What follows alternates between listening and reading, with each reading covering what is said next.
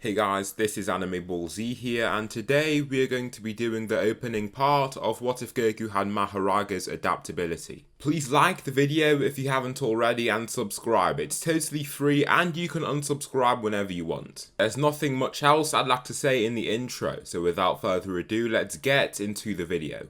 Slick talker since a jet. Winter time, all the time, ooh, yeah. Look at the way that I move, swag. Disrespectful and I'm rude, okay. I had cocaine in the school. So I had to do a lot of research into what MAHORAGA'S adaptability was and how it works. I haven't read Jujutsu Kaisen. I tried to read as much as possible before starting this series, but I'm sure I know enough about what this ability is. So Goku is still born with the same power level of 5 as in canon, but once he is born, a weird wheel manifests that floats above his back and follows his body around. This is the Dharma Chakra wheel. Bardock and his family soon find out that it's indestructible, and no matter what they do, they can't seem to move or damage it. Just like in canon, Goku is sent off to planet Earth and Grandpa Gohan raises him. However, something interesting happens when Goku hits his head. He hits his head like usual and is hurt from it, but then his Dharma Chakra wheel starts to spin. His wound vanishes, and just like that, his head also becomes immune to blunt trauma of that sort. His healing is also retroactive, so Goku doesn't lose memory of his mission on Earth and things of that sort. As Goku grows up, Goku ends up getting his first spar against Grandpa Gohan.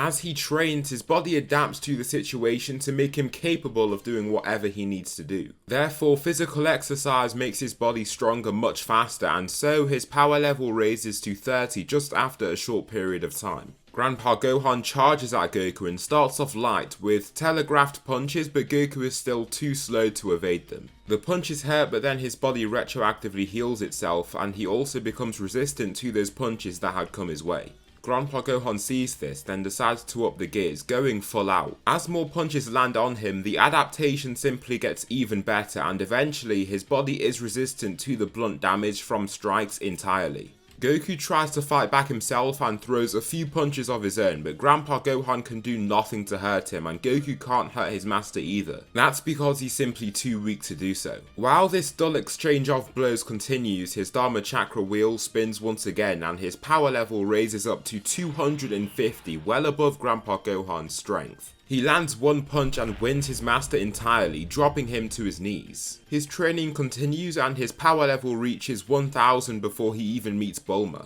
When he trains to failure, his body adapts to the situation that it's in and learns to perform the task that he wishes to perform. MAHORAGA can adapt to any and all phenomena, so this just gives Goku a cracked ability. So, he ends up going on the same adventure with Bulma, but Pilaf can't land a finger on Goku whatsoever and lets him do what he wants in fear. Goku then trains under Master Roshi, but of course he is way stronger than his master, so he only really learns techniques. His power level remains about the same throughout this time, and he easily wins the 21st Tenkaichi Budokai without having to use his Uzaru form. He also keeps his tail since there isn't a need to cut it off for now, and he solos the Red Ribbon Army. He easily gets the 4-star Dragon Ball back for himself, and he wins the 22nd Tenkaichi Budokai against Tien. He easily defeats King Piccolo and lets Piccolo Jr. live, since all he sees is an egg that flies off into the distance. He doesn't know where it is and can't be bothered tracking it down.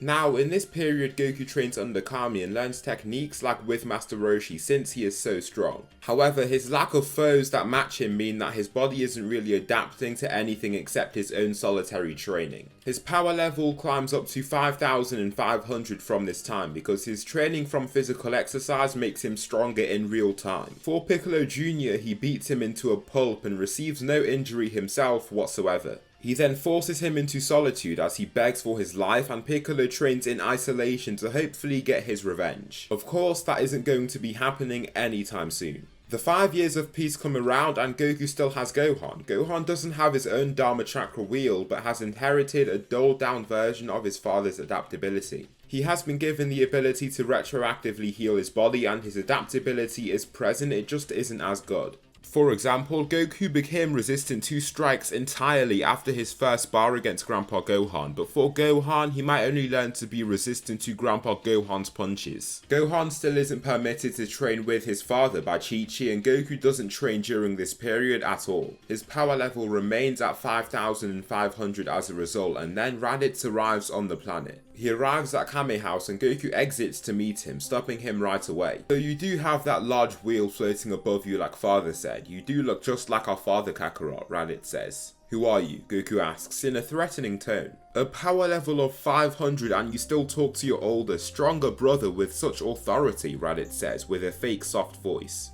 You were given a mission to exterminate the people on this planet. Now I see that you're living with them. Have you forgotten your mission? Raditz asks. No, but nobody is going to die. I will not exterminate an entire planet of innocent people. This bold reply just makes Raditz chuckle. If you don't, then I'll happily take your role for you. Not a single being on this planet poses the slightest threat to me, even the less weak green guy I met earlier, he declares. Piccolo, Krillin says in surprise. If you lay a hand on anybody, I will pulverize you, Goku says, clenching his fists. Raditz gives off a chuckle before zooming forward. He throws a punch and Goku takes it. He falls back slightly, but his body simply absorbed most of the impact of that strike, while taking no damage whatsoever. Raditz stands there, briefly puzzled, but then tries to throw another punch, only to see Goku practically vanish. He punches right through the Kame House building and Goku stands beside him with no suppressions whatsoever. His older brother can't even believe the reading that shows up on his scouter and doesn't even turn around to face Goku. He reads 5,500 and immediately begins stepping away.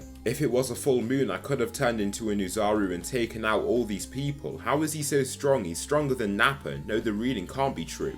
His mind continues to ramble on and his heart starts racing just from seeing this reading. Perish, Goku says as he prepares to hit him. Wait, don't think this is over. Saiyans much stronger than myself will come to this planet in a year and kill all of you, even stronger than you, Kakarot, Raditz barks back.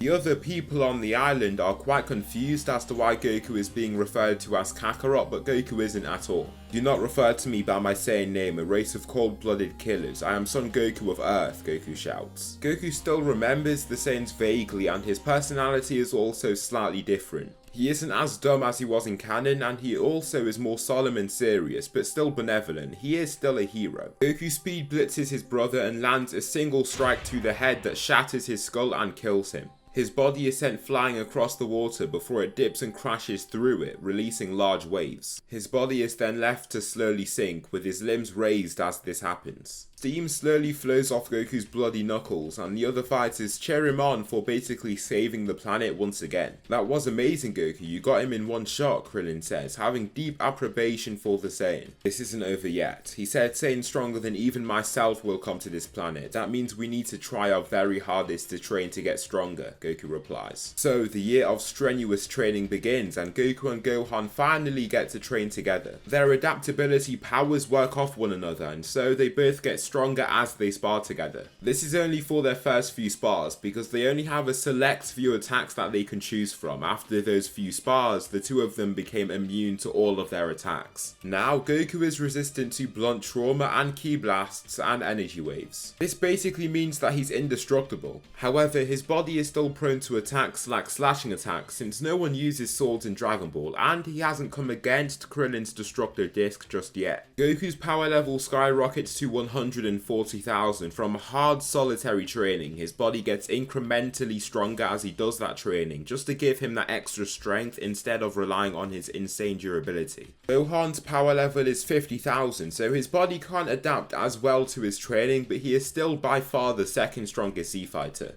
In just under 11 months, so earlier than the Earthlings expected, Nappa and Vegeta arrive on Earth and face these fighters. Krillin, Yamcha, Chaozu and Tien all have the same power levels as before, but Goku, Gohan and Piccolo are stronger. Piccolo's power level is now 4,500 from his much harder training, and Goku pretty much forced him to help the fighters fight the incoming Saiyans. He knows he is too weak to say anything to him and feels very humiliated when he is ordered around. But there isn't anything that he can do, so he just must let it happen. You all have power levels under 3,000, at least you're stronger than our Cybermen, Vegeta says, before stepping back. Nappa, take them all out, Vegeta commands. My pleasure, Nappa says back, with a bloodthirsty chuckle. He zooms at the group of fighters and the Earthlings can't even respond to his movements. Piccolo is even on edge from how fast the warrior seems to be moving, but then Gohan takes the chance to land a punch of his own. His power level spikes and Vegeta is taken aback by the reading of 25,000 he gets on his scouter. Nappa falls to his knees and starts groaning in agony, coughing out blood and chunks of his vital organs. How could that low-class boy have a power level of 25,000? That can't be true, Vegeta wonders, standing up. Nappa then just falls onto his side and dies. I think I can take the other guy too, Dad, Gohan says, eager to battle. He starts shaking his body and looks ready for conflict, but Goku places his palm on his chest and stops him before he can do anything else. Don't worry, I'll take this guy, Goku says, walking forward. I don't believe it. No Saiyan can surpass I, the Prince of all Saiyans, Vegeta shouts, powering up to the maximum. To take out his rage on the weaklings, he shoots Q-blasts into the distance that end up hitting and killing Piccolo, Tien, Yamcha and Chaozu. Krillin survives only because he launched a destructo disc at one of the incoming Ki blasts to destroy it. No, Yamcha, Tien, Chaozu, Goku says, looking back at the gruesome sight. He then turns back to Vegeta with a stern, cold face. His gaze is sharp and chilling, but Vegeta looks fearless. Don't think you can lay a finger on me, low-class Saiyan. I am the Goku cuts off his boring monologue and zooms at him with such speed that he can't even react. He punches him once in the chest and breaks all of his ribs, while also destroying his armor. Vegeta coughs out alarming volumes of blood, just like Nappa did, but he looks to be faring even worse than him in comparison.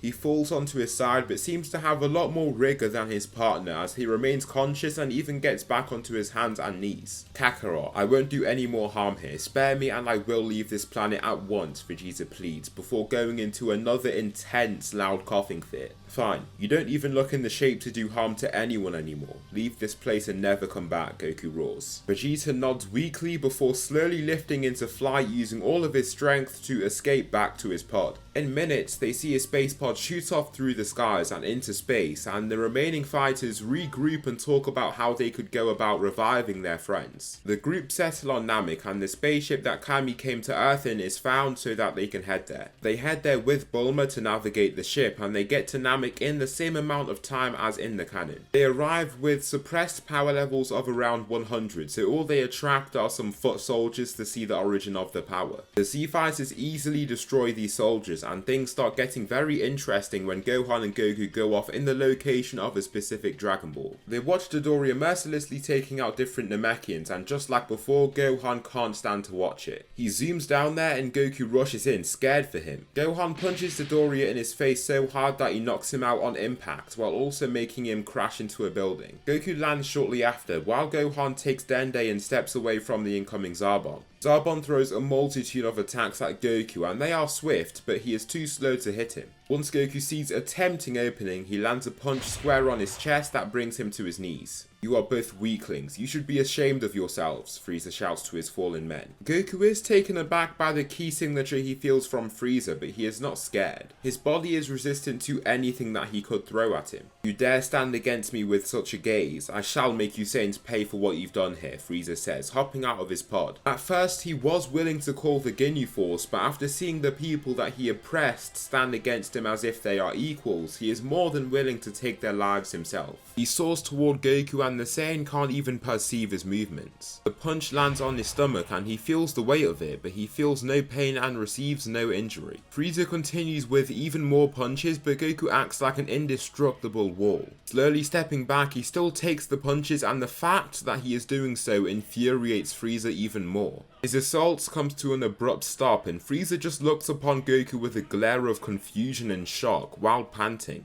He is too confused about his possible inferiority to care about the literal spinning wheel behind his back. Frieza lets loose and skips his second and third forms. He enters his final form right away and his transformation forms a shallow crater where he's in the center. He shoots himself at Goku with his arms aimed forward at him. He slams into his chest with such high force that the shockwave sounds like an explosion going off. However, Goku just takes a single step back and absorbs the force like it was nothing. How? He can't even react to my moves. It's like he's still when I attack him, but he just doesn't incur any injury, Frieza ponders, again filled with confusion. My turn, Goku roars, powering up to his full strength to then attack Frieza himself. He lands a punch himself, but Frieza takes his punch with ease. Frieza literally doesn't move, then he decides to use one of his death beams. Once it hits Goku in the chest, he coughs blood and falls back onto a knee. There we go, Frieza says, before releasing a bunch of death beams into Goku's body in various places. He cackles as he does this, but Goku's Dharma Chakra wheel has already started spinning. Gohan hurls himself forward after seeing seeing his dad hit with these beams, but Frieza shoots his very own death beam and aims well.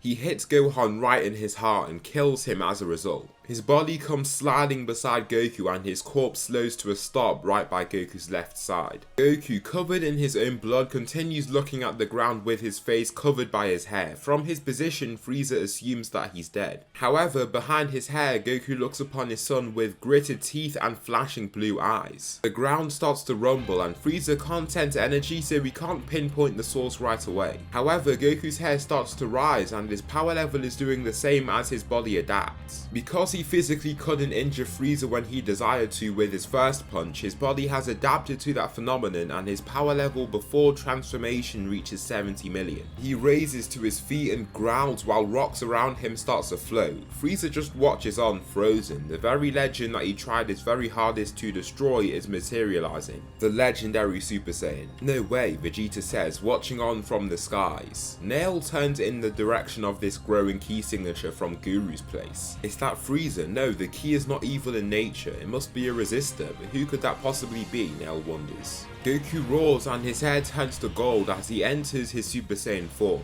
His power level is now at 3.5 billion, but Frieza still tries to use his death beam. This time it just reflects off his chest and hits himself in the shoulder, making him hiss in pain. I'm going to destroy you now, Frieza, Goku says before raising his palm. No matter what you've become, nobody can take down the almighty Emperor Frieza. Try me, Frieza shouts back before receiving a punch to the stomach. Goku's fist just goes right through his body entirely and Goku leaves the tyrant there to squeal and writhe in pain. Seconds later, his movements come to a grinding halt and the Emperor is taken down by none other than Goku. So that will conclude the opening part to What If Goku Had MAHORAGA'S Adaptability. Please tell me something you liked about this video or something that I should improve on for the next one.